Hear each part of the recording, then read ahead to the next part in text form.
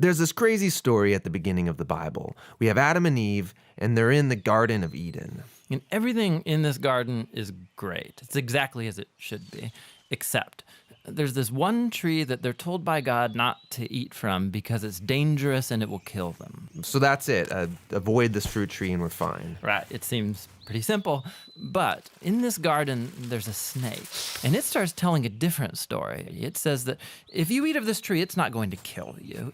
In fact, it's going to make you become like God. And Adam and Eve, they believe the snake and they eat the fruit. And because of this, the goodness of the garden is tragically lost, and evil and death enters into God's good world. Now, why is there a talking snake in the garden? I mean, this thing is a problem. Yeah, it's very strange. And even more strange is the fact that the Bible doesn't say why or how this thing even got there. It just presents the snake as this creature who's in rebellion against God and that wants to get other people to doubt God's goodness and lead them on a path towards death.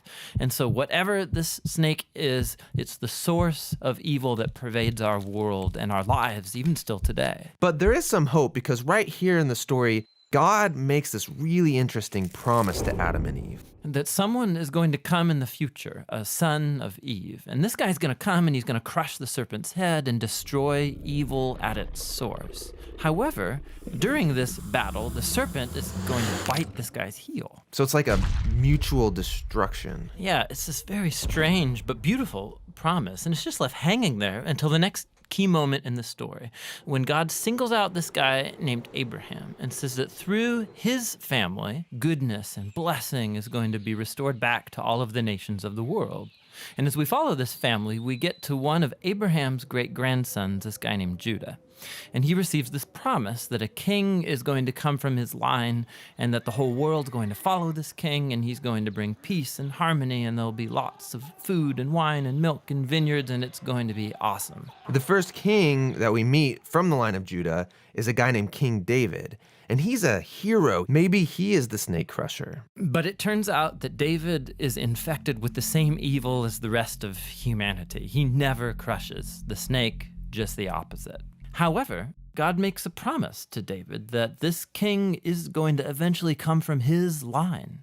But as you go on in the story, one by one, each generation of his sons, they're just total chumps. They give into the snake, they choose evil, they go after money and sex and power and following other gods. Things get so bad that they run the nation of Israel right into the ground, and the big bad empire of Babylon just takes them out.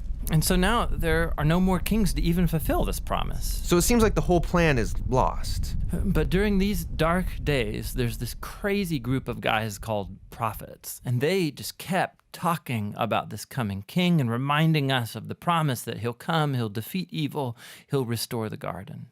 Now, one specific prophet, Isaiah, he tells us more about why this king is bitten. Isaiah says that the promised king receives this wound because of humanity's evil, and then it kills him. But then all of a sudden he comes back, and Isaiah says it's because he suffered this wound that he can now become a source of healing to other people.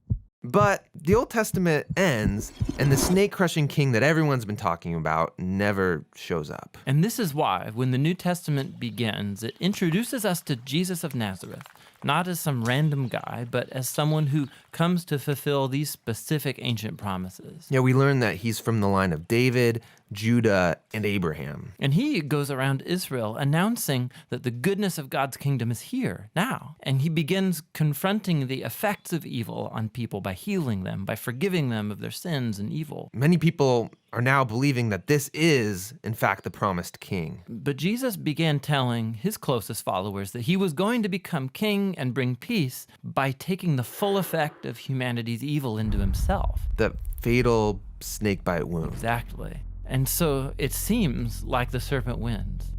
And this story actually would be a tragedy except for what happens next. Jesus rises from the dead.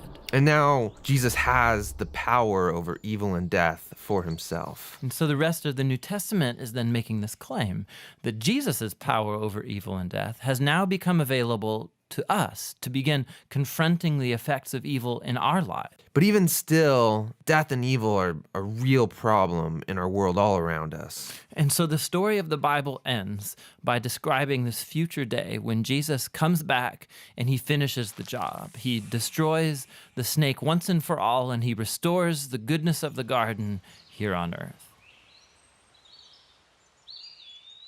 Hey, this is Tim. And this is John. We think one of the best ways to understand the Bible is to trace the key themes from its beginning all the way through to the end. We also make videos that walk through the literary structure of every book of the Bible and how it relates to the whole. Here's something you didn't know. John and I were roommates in college, and we lived in the basement of a dirty old house. We're a nonprofit, and we'd love to keep these videos free for everyone, but we need your help. You can go to jointhebibleproject.com and you can get full res versions of these videos. You can download the study guide. It's all for free. jointhebibleproject.com.